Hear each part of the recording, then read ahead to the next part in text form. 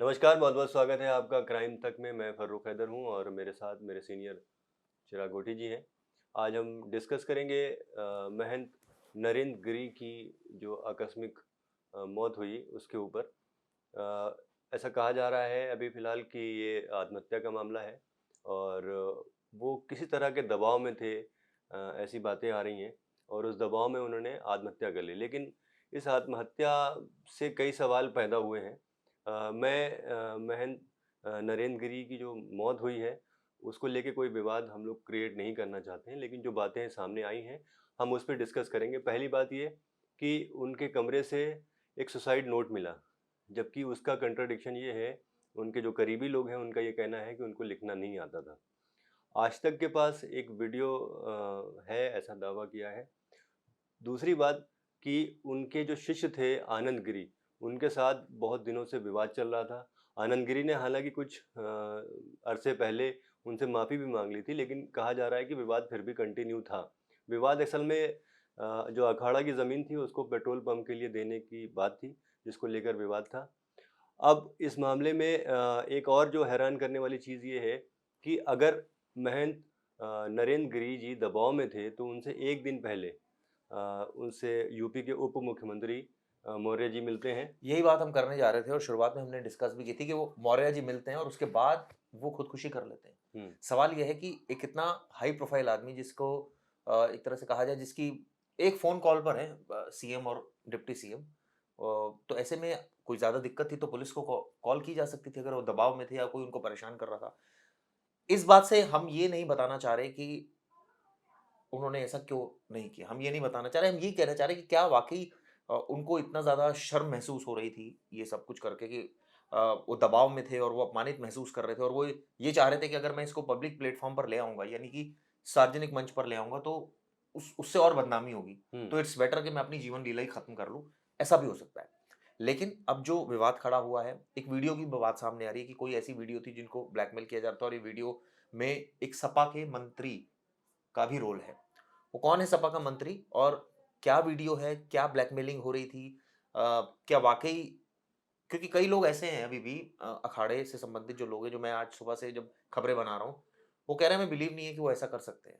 यानी कि क्या इसके पीछे कोई साजिश है? ये तमाम बातें इसी के बारे में हम डिस्कस करने के लिए आए हैं। हैदर भाई, ये जो साजिशें चल रही हैं, ये मैंने अक्सर इस तरह के केसेज़ देखे हैं। अखाड़ों में प्रॉपर्टी को लेकर भयंकर विवाद हमेशा रहता है। शिष्यों के बीच में ये कोई पहला मामला नहीं, इससे पहले भी हमने देखा है। और ऐसे केसेज़ में अब ये खुदकुशी किस तरह से देख रहे हो?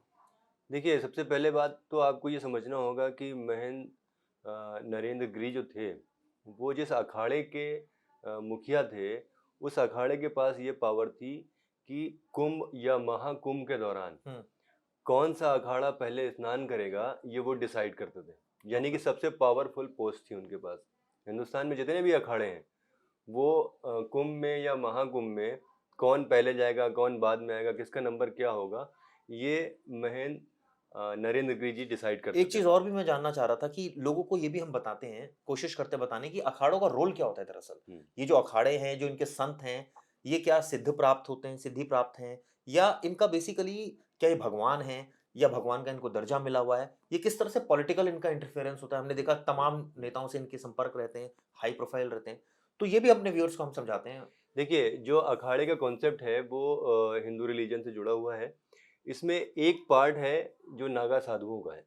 नागा साधु भी अखाड़े से जुड़े रहते हैं इनडायरेक्टली। इनको जो सर्टिफ़िकेशन होता है इनका माफ़ कीजिएगा, जो इनका सर्टिफ़िकेशन कहा जाए एक तरह से, मतलब अगर आम ज़बान में समझें, तो एक नागा, नागा बनता ही अखाड़े के सर्टिफ़िकेशन पे है। मतलब वो अगर सर्टिफ़ाइड करेगा तो ही हाँ, नागा कहलाएगा। हाँ, तो वो नागा कहलाएगा। उससे क्या बेनिफिट्स होंगे? तो नागा की एक प्रॉपर पूरी प्रक्रिया है, उससे गुज़रना पड़ता है एक इंसान को, तब जाके वो नागा पुरुष बनता है, ओके। ठीक है? एक पहलू ये है नागा। दूसरा पहलू जो समाज से जुड़ा हुआ है, जो अखाड़े ये डिसाइड करते हैं कि समाज किस दिशा में धार्मिक तौर पे जाएगा, ओके, तो अखाड़ा उन दोनों चीज़ों का सेंटर है। ओके। और ये सेंटर जो पावर सेंटर है, वो प्रयागराज में है, जो पहले इलाहाबाद था, वो वहाँ पे है। हुँ, हुँ। ठीक है? और उस अखाड़े के मुखिया थे महंत नरेंद्र गिरी जी। तो यानी कि बहुत पावरफुल पोस्ट थी और इस पोस्ट के लिए सारे लोग या इसको इस सेंस में कहा जाए जैसे बीजेपी की एक दूसरी विंग है आरएसएस। हुँ। कि जो हिंदू विचारधारा को आगे बढ़ाती है, प्लस ये कहा जाए कि उनकी बहुत बड़ी टीम है। तो क्या ऐसा भी है कि अखाड़ों की बहुत बड़ी टीम है और इनका पॉलिटिकल इंटरफेरेंस बहुत रहता है? यानी कि नहीं अगर नहीं नहीं अखाड़े के आप महंत ने किसी को कह दिया कि ये इस पार्टी को वोट देना है, तो उसी पार्टी को वोट जाता है, ऐसा है? आरएसएस सिर्फ एक संगठन है। हुँ, हुँ। आरएसएस की और अखाड़ों की तुलना नहीं की जा हुँ, सकती। हुँ। हिंदू धर्म में जो पावर सेंटर है, हुँ। जहाँ से धर्म के रीति रिवाज या तमाम चीजें डिसाइड होती हैं, हुँ, हुँ। वो हैं अखाड़े। हुँ, हुँ। आरएसएस की तुलना नहीं करता। आरएसएस बहुत छोटी चीज है उनके सामने, ओके। वो बहुत बड़ी चीज है अखाड़ा। तो अखाड़े में उस पोस्ट के लिए जाहिर सी बात है कि ऐसी पावरफुल पोस्ट जो आप मतलब आप जो जिससे सियासत की दिशा और दशा आप तय कर सकते हैं, जिससे समाज की दिशा और दशा आप तय कर इसका सकते हैं। मतलब ये है कि अगर वो कुछ भी बोलेंगे, उसका इतना ज़्यादा इम्पैक्ट रहता है बिल्कुल हिंदू बिल्कुल समाज पर, खासकर अगर बिल्कुल बात करूँ, कि वो बिल्कुल। वोट वहाँ डाइवर्ट हो जाएगा। अब वोट डाइवर्ट होगा या नहीं होगा ये तो देखिए व्यक्तिगत मामला है ठीक लोगों है। का, उस पे नहीं जाते। हुँ। हाँ, लेकिन बहुत ज़्यादा इन्फ्लुएंस करते हैं, ओके। ठीक है? ज़ाहिर-सी बात है अगर आप देखिए तो जैसे धार्मिक गुरु इनको कहा जा सकता है। मुसलमानों में मान लीजिए पावर सेंटर अगर आप देवबंद को मानते हैं सुन्नी मुसलमानों के लिए, और अगर शिया मुसलमानों के लिए आप लखनऊ या ईरान में जो भी मानते हैं, तो उसी तरह हिंदू रिलीजन जो है वो उसका जो पावर सेंटर है वो प्रयागराज में ये अखाड़े में है। तो ज़ाहिर-सी बात है ये बहुत पावरफुल पोस्ट थी और इसके लिए उनके अगल-बगल के लोग या जो उनके समकक्ष लोग हैं, वो इसको हासिल करने की कोशिश ज़रूर करते हैं। कहा ज़रूर जाता है कि जो महंत होते हैं वो सामाजिक चीज़ों से बहुत परे होते हैं। लेकिन एक पावर एक ऐसी चीज़ है, जो इंसान को डगमगा देता है उसके वजूद को। और ये महंत जो नरेंद्र गिरि ये जो हैं, उनके बारे में कहा जाता है कि वो इन समाज से ऊपर उठ चुके थे। मतलब वो बहुत ही ज़्यादा सामाजिक मतलब समाज सेवा में लगे हुए थे और बहुत ही हिम्मती आदमी थे। अगर आप उनके पिछले बयानों को उठा के देखें, तो वो बड़ा बोल्डली बोलते थे। उनको मौत का उन्होंने डर नहीं शायद था। उन्हें उनको मौत का हाँ, डर नहीं उन्होंने ये था। भी बात भी बोली थी कि जितने जो फर्जी संत हैं, उनको लेकर भी उन्होंने बहुत हाँ, कटाक्ष किए थे। बहुत कटाक्ष किए थे। हाँ। तो ऐसे में उनके जो करीबी लोग हैं, वो उनका ये कहना है कि जो महंत हैं, उनके लिए हम कुछ भी मान सकते हैं, लेकिन ये नहीं मान सकते कि उन्होंने खुदकुशी की। क्योंकि ऐसा आदमी जिसको मौत से डर नहीं लगता, जो समाज से ऊपर है, जो इतने बड़े अखाड़े पे बरसों से उस पे बैठा हुआ है, उसको मौत से डर नहीं लगता है, तो वो खुदकुशी कर लेता है। ज़ाहिर-सी बात है कि इस पे सवाल तो उठने थे और वो उठे भी। और अब जो अलग-अलग पॉइंट ऑफ व्यू आ रहे हैं इस मामले को लेके, चाहे वो उनके शिष्य आनंद गिरी के साथ उनका विवाद हो। आनंद गिरी के बारे में एक चीज़ और दर्शकों को बताना चाहूँगा, एक तस्वीर भी वायरल हो रही है जिसमें एक प्लेन में बैठे हैं और वहाँ ये ग्लास है जिसमें हाँ, ये अ, पुरानी पुरानी तस्वीर है। तस्वीर है और ये भी वायरल है, तो क्या आनंद गिरी, और मैं ये भी जानना चाहता हूँ, ठीक है, हम इसको इस सेंस में, इस चश्मे से ना देखें, लेकिन एक आम आदमी व्यूअर ये जानना ज़रूर चाहेगा कि इनकी एकेडमिक क्वालिफ़िकेशन क्या होती है? इनको कौन-सी ऐसी सिद्धि प्राप्त है?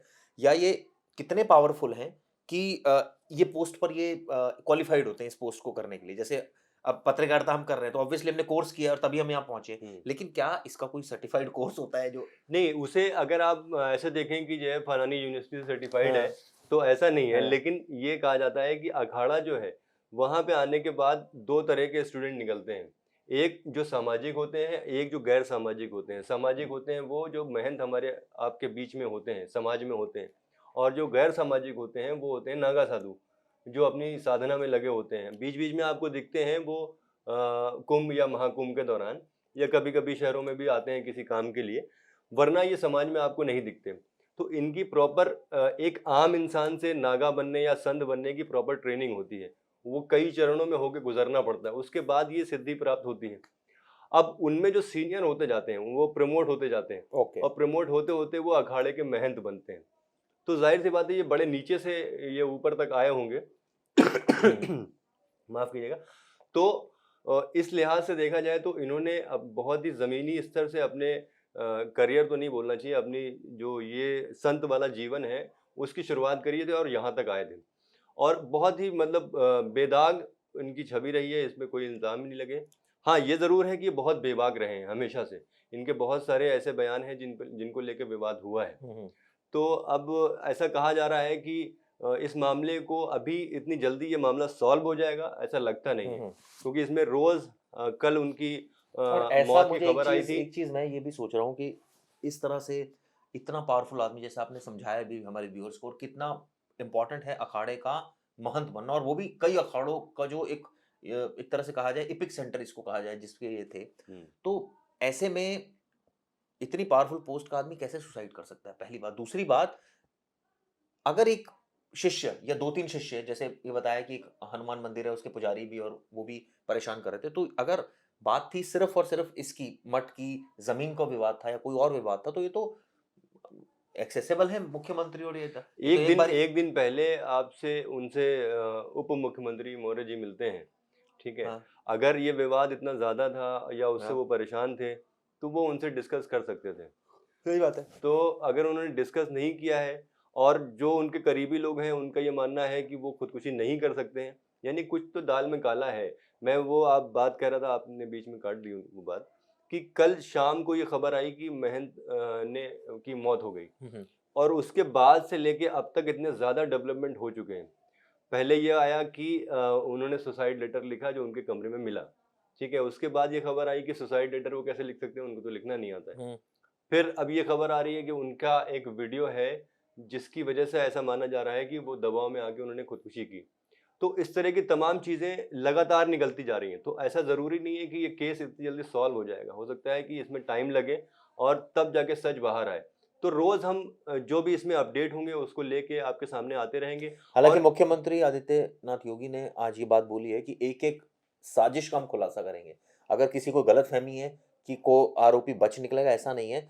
पूरी दूध का दूध और पानी का पानी कर देंगे कि क्या मामला था, क्या था एग्ज़ैक्टली। लेकिन एक वीडियो की जो बात आ रही है, वो एक थोड़ा-सा दिमाग में खटक रहा है कि ऐसी कौन-सी वीडियो थी? हालाँकि ये क्लेम उनके शिष्य ने किया है कि एक ऐसी वीडियो थी जिसको लेकर हाँ, विवाद था। सपा के नेता का भी नाम आ रहा है कि वो भी ऑब्वियसली चीज़ें क्लियर होंगी तो और स्थिति साफ होगी, लेकिन ऑब्वियसली ये जो हुआ है बहुत गलत हुआ है, और हाँ, हमारी संवेदनाएँ उनके साथ है, और हमारे व्यूअर्स जो हैं वो काफ़ी अलर्ट हैं, और हम चाहते हैं कि वो भी इस बारे में उनको जो जानकारी हो कमेंट्स कर सकते हैं, हमें बता सकते हैं, हम उसको भी इंक्लूड करेंगे अपने डिस्कशन में। अगर वो सही होंगी तो। हाँ, अगर वो सही होंगी तो। और डेली अब इस पर हम चर्चा करेंगे क्योंकि एक अहम मुद्दा है, और जिस तरह से हैदर भाई ने बताया कि कितना पावरफुल पोस्ट है, कितना इन्फ्लुएंशियल पोस्ट है कि एक समाज को वो इन्फ्लुएंस कर सकते हैं। तो ये ऑब्वियसली बहुत ही बड़ा एक तरह से जोल्ट है मठ के लिए और देश के लिए भी।